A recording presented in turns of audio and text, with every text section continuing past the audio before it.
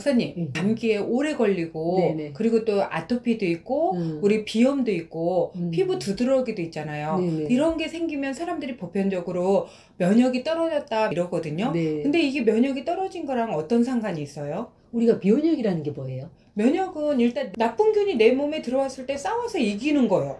그게 면역이라고 생각하는데요? 그렇죠. 그래서 네네. 사실 면역력이 좋다라는 것은 그런 나쁜 균이 있을 때 제대로 싸운다는 거고. 네네. 그렇지만 사실 면역이라는 것은 나쁜 미생물뿐만 아니라 네. 독소가 들어와서 이거를 무독화시키는 반응도 인체의 면역 반응인 거고, 네. 먼지라든지 꽃가루 같은 이런 일반적인 물질에도 내가 이거에 대해서 과민 반응을 일으켜서 알러지 반응을 일으키는 것도 면역 반응의 일종이죠. 네. 대신 세균하고 싸우는 면역계하고 이런 알러지 반응을 일으키는 면역계는 우리 인체에서 조금 다른 면역계가 관여하는 것이고. 그럼 우리가 면역을 좋아지게 하려면 이런 미생물 같은 거를 이길 수 있는 그런 힘을 가져야 된다는 거예요? 그렇죠. 우리가 이런 미생물을 싸워 이기려면 우리의 면역계가 힘이 세야 되겠죠. 네. 예를 들어 군사력이 좀 강한 나라처럼 어떤 놈들이 쳐들어와도 우리가 그걸 싸워서 방어해서 이겨낼 수 있는 것이죠. 네. 하지만 면역이 약하다는 것은 나쁜 적군이 들어왔는데 우리의 군대가 너무 약해가지고 싸우면 날마다 시체만 생기고 전쟁터만 황폐해지고 우리는 점점 물러나와야 된다면은 결국은 나쁜 적군들이 우리 인체를 점점 점령해 가면서 우리 인체가 점점 쇠약해질 수밖에 없는 것이고. 네. 따라서 반드시 이런 나쁜 적군들은 싸워 이겨야 되겠죠. 네. 그래서 면역을 올린다는 것은 이런 나쁜 적군이 왔을 때 그것을 해결하는 이런 시스템이 조금 강해야 된다는 것을 뜻하는 것이고. 네. 선생님, 그러면 우리가 애들한테 면역을 올리려고 홍삼도 먹이고 또 다른 영양제도 먹이잖아요. 비타민도 많이 예. 먹고. 그러면 그런 걸 먹이면 도움이 되는 거예요? 우리가 면역이라는 것은 우리 인체의 군대와 같잖아요. 군대를 어디서 기르냐면 우리 인체에서는 골수에서 이런 혈액이 생성되는데 이 혈액 중에는 적혈구, 백혈구, 혈소판이 있는 거잖아요. 네네네. 즉 혈액의 질이 좋아져야지만 이 면역이 좋아진다고 볼 수 있죠. 네. 그러면 이런 혈액의 질을 좋게 하기 위해서, 즉 골수의 기능을 좋게 하기 위해서 누군가는 비타민이 필요할 수도 있겠고 누군가는 유산균이 필요할 수도 있겠고 누군가는 정말 항생제 역할을 하는 프로폴리스가 필요할 수도 있겠고. 근데 정말로 면역계는 너무 약해져 있고 적군들이 너무 세다면 항생제라는 또는 네. 항곰팡이약이라는 약을 써서 우리 인체가 그런 적군을 물리치는데 도움을 줄 수도 있는 것이고. 네. 근데 의외로 항생제를 쓰면 오히려 면역이 떨어진다 그러잖아요. 네네. 그럴 때 정말로 면역이 떨어지는 거예요? 우리가 우리 영토에서 우리 군대가 네. 어떤 적군을 싸워 이겼어. 네네. 그럼 이 전투 경험만으로 우리의 군대가 좀 강해지겠죠. 네네. 이게 면역이 강해집니다. 즉 전투 경험으로 강해지는 것도 강해지는 거죠. 네네네. 그런데 내 군대가 너무 약해가지고 적군을 죽이기 위해서 외부의 군대가 와서 이걸 싸워 이겼어. 네. 그럼 내 몸의 군대가 좋아진 거야? 아닌 거야? 아니죠. 그렇죠. 그래서 우리가 항생제를 자주 쓰게 되면 인체의 면역계가 성숙되지 못하기 때문에 어렸을 때부터 항생제를 자주 쓰는 아이는 사실 면역이 굉장히 약해진다고 보는 것도 맞는 거죠. 그렇지만 이렇다고 항생제가 너무 무서워서 정말로 약한 아이가 폐렴이 되고 몸이 좀 더 악화되는데 항생제를 쓰지 않고 스스로 이겨내야 된다고 한다면 이 아이는 적군의 침략으로 망해버릴 수도 있겠죠. 네네. 그래서 우리가 항생제를 정말로 현명하게 잘 써야 합니다 라고 말하는 것이고. 그러면 항생제를 자주 쓰면 안 되지만 필요할 때는 꼭 항생제를 써야 되겠네요. 그렇죠. 그래서 그걸 좀 판단하기 위해서 우리 가족을 잘 아는 의사 선생님을 좀 주치 의사 선생님으로 정해놓고 꾸준히 그 선생님께 물어보고 항생제를 쓸지 안 쓸지 서로 의논하고 이야기하는 것도 되게 필요한 것이고. 그러면 제가 아시는 의사 선생님이 없어요. 그럴 때 항생제가 처방이 나왔거든요. 그럴 때는 처음부터 항생제를 먹여야 되는 게 맞아요?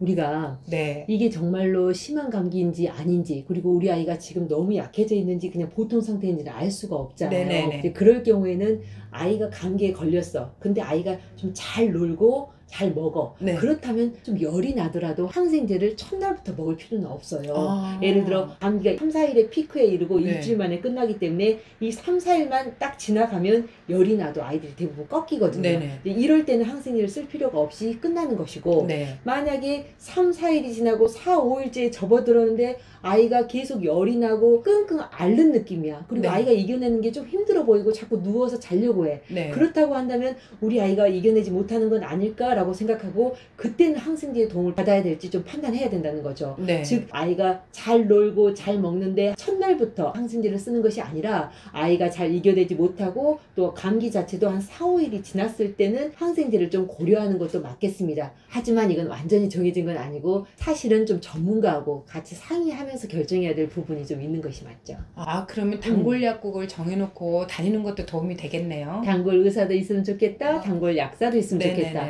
대신 이런 단골 의사 선생님은 항생제를 조금 강하게 쓰시거나 아니면 처음부터 쓰시는 분들이 아닌 초기에는 그냥 증상약을 조금 쓰고 나중에 그것이 안 들었을 때는 서로 이야기를 해서 지금부터는 항생제를 쓰겠습니다 해가지고 엄마가 이해를 하고 이렇게 항생제를 써주면 그게 더 좋을 것 같아요. 항생제는 정말로 조심히 아껴 써야 된다는 게 제 의견인 거죠. 아, 선생님, 그럼 열이 날 때마다 항생제를 안 쓰고 해열제를 먹이는 거, 그것도 면역하고 연관이 있나요? 우리가 면역 반응 중에 하나가 네. 내 몸에 적군이 들어왔어. 네. 그러면 이 적군을 싸워 이기는 방법 중에 하나가 열을 내는 거예요. 아. 그래서 내 몸에 열이 동하잖아요. 네. 그러면은 적군은 약화돼요. 아. 그래서 온도가 올라가는 것만으로 적군을 없앨 수 있기 때문에 사실 열을 함부로 내리면 안 돼요. 아. 그래서 우리가 해열제를 써가지고 이런 면역 반응을 자꾸 떨어뜨리면 아이는 면역이 제대로 성숙되지 못하면서 나중에는 잡다한 세균이 또 자주 들어와서 또 감기를 자주 앓게 되죠. 그래서 우리가 열이 있는 것을 바로 해열제를 쓰지 않고 좀 기다려주는 것도, 특히 아이가 잘 놀고 잘 먹는다면 해열제를 쓰지 않고 기다려주는 것도 그 아이의 면역계를 성숙시키는 데 도움이 될 수 있습니다. 이렇게 이해하면 좋을 것 같아요. 그럼 선생님, 잘 먹고 잘 놀면 해열제를 쓰지 않는 게 좋다는 거네요. 그렇죠. 옛날에 네. 5살짜리 아이가 열이 40도야. 예, 근데 예. 정말로 잘 먹고 잘 노는 예, 거예요. 예. 머리가 정말 뜨끈뜨끈한데. 예, 예. 근데 그 엄마가 나보고 열이 40도니까 너무 무섭다는 거야. 근데 예. 애를 보니까 애는 너무 잘 놀아. 예. 그래서 해열제를 그럼 아이가 보대기 하면 중간에 새벽이라도 먹고 그러지 않으면 조금 지켜봐 주세요. 예, 예. 그런데 그 아이가 한 이틀 정도 그러더니 그 다음에 정말 쌩쌩해지더라고요. 근데 그 아이가 사실은 아토피가 있었거든. 네. 그래서 그 아이는 아토피가 있기 때문에 내가 될 수 있으면 양약을 안 먹이고 싶어 했고 네네네. 특히 항생제라든지 해열제를 쓰지 않고 아이의 진짜 면역을 올리고 싶었기 때문에 네네. 좀 지켜보자 했던 거고 네. 그 이후로 아이는 더 잘 먹고 감기에 더 잘 이겨냄으로써 아토피도 더 빨리 고쳐졌다고 볼 수 있죠. 네. 그러면 애들을 영양제를 많이 먹이면 면역이 올라간다고 해서 영양제를 많이 복용을 하거든요. 근데 그런 것도 면역을 올릴 수 있는 거예요? 우리가 아까 전에도 말했듯이 혈액의 질을 올리기 위해서 어떤 영양소가 필요하다면 우리가 면역을 올릴 수 있다고 그랬잖아요. 네네. 가령 어떤 아이가 장이 설사를 하면서 면역이 좀 약해. 그래서 네. 유산균을 먹였어. 네네네. 그럼 유산균을 먹으면 변이 좋아지면서 영양분 흡수가 좋아지겠죠. 네. 그리고 그렇게 영양분 흡수가 좋아지면은 골수에서 혈액을 만드는 기능이 좋아지겠죠. 그렇다면 이 아이는 장내 면역도 좋아지겠지만 골수에서 혈액을 만드는 기능이 좋아져서 이 아이에게는 유산균이 면역을 올릴 수 있겠죠. 네네. 네. 그리고 장 기능이 보통인 아이들 같은 경우에는 초유라든지 또는 베타글루칸 같은 경우가 장내 면역계를 자극하기 때문에 네. 이것만으로도 이런 면역 세포가 성숙되어 가지고 웬만한 감기 같은 걸 이겨낼 수도 있는 것이고, 그래서 특별한 문제가 없는 아이들의 경우에는 초유라든지 베타글루칸만 먹어도 이 면역이 좀 올라가는 것도 경험할 수 있죠. 하지만 이 아이가 소화가 안 돼. 아니면 뱃속이 냉해가지고 설사를 자주 해. 그렇다면 이 아이 같은 경우에는 유산균만으로 면역이 올라갈까? 아니면 소화력을 올려주고 인체에 양기를 올려줘서 몸을 따뜻하게 해주는 치료가 면역을 올라갈까? 두 번째일 것 같은데요. 그렇죠. 예. 즉 우리가 어떤 아이들 같은 경우에는 영양제만으로도 면역이 올라갈 수 있겠습니다 라고 하지만 네네. 이런 영양제만으로는 인체 본래의 기능이 회복되지 않아서 면역이 안 올라가는 아이도 있기 때문에 네. 그런 경우에는 한약이라든지 한약 과립 또는 홍삼도 이용해서 이 아이의 면역을 올릴 수도 있겠죠. 네네네. 근데 선생님, 저번 시간에 홍삼 열 있는 아이한테는 먹으면 안 된다 그러셨던 것 같은데. 그렇죠. 그러니까 방금 네. 말했던 것처럼 속이 냉한 아이에 한해서 이 속을 데필 정도까지 홍삼을 쓰는 것이지 네. 그 아이에게 뭐 1년씩 먹이라는 것도 아니고 네네. 그리고 열이 있는 아이한테 먹이는 것은 아주 조심해야 되죠. 네. 예를 들어 비염이 있는 아이들한테 홍삼이 면역을 올려준다고 계속 먹게 되면 나중에는 이 비염이 축농증이라든지 부비동염으로 발전할 수도 있고 뭐 코피가 자꾸 난다거나 아니면 머리가 자주 아플 수도 있기 때문에 네네. 열이 있는 아이는 이 열을 주는 홍삼이라든지 녹용이 함부로 쓰면 안 되는 영양제로 들어가는 거죠. 아, 그러면 영양제든 한약이든 아기들 체질에 맞춰서 다르게 써야 되는 거네요. 그렇죠. 우리가 비타민 D가 필요한 아이, 그리고 미네랄이 필요한 아이, 또 네. 어떤 경우에는 프로폴리스가 필요한 아이가 있거든요. 네네. 근데 보통 엄마들은 면역이 약하다고 하면 이 모든 영양제를 다 먹이더라고요. 네네. 근데 사실 그렇게 먹일 필요가 없고 그 아이가 스스로 생성될 수 있도록 기본으로는 잘 먹고 잘 싸고 잘 자게, 그리고 운동을 활발하게 해주고, 그게 다 갖춰졌을 때 이런 영양소를 그 아이의 체질에 맞게 골라주거나, 아니면 뱃속이 냉하거나 소화력이 약하거나 자주 아픈 아이는 그걸 해결해 주는 것이 그 아이의 면역을 올릴 수 있는 치료라고 보면 되는 것이고. 아, 네. 선생님, 지금까지는 적군이 들어왔을 때 어떻게 면역이 좋아지는 것에 대해서 얘기해 주셨잖아요.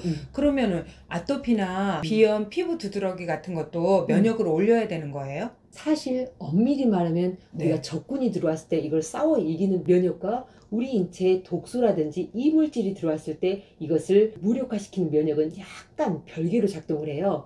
그래서 방금 말했던 적군을 싸워서 이기는 면역을 어떻게 올릴 수 있는지에 대한 이야기를 지금까지는 했고, 네. 다음 시간에는 알러지 반응으로 인해서 비염이나 아토피 피부염 등 두드러기가 생기는 이야기들을 조금 자세하게 나눠보는 것도 괜찮을 것 같아요. 네. 요즘에 진짜 아토피나 비염이나 두드러기 때문에 고생하시는 분이 많아서 네네. 다음 시간이 조금 더 궁금해지는 것 같은데요. 네네. 오늘 정말 감사합니다. 네, 저도 감사합니다.